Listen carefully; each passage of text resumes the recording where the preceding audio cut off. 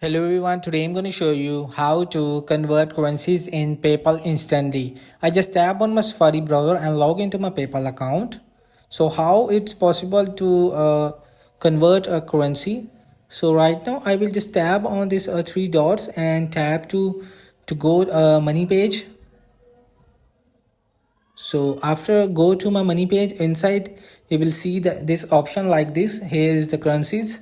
So a little bit scroll down, you will see this option after add a currency, and next is currency calculator, and this is in the below you will see the convert currency. I just tap on convert currency, and which amount, first of all you will just add select the currency and add an amount in USDT. If you send in USDT, just select it USDT and type the amount which you send, and the next you will see the two. I will just already selected Japan yen, so I will just tap to next and you're converted.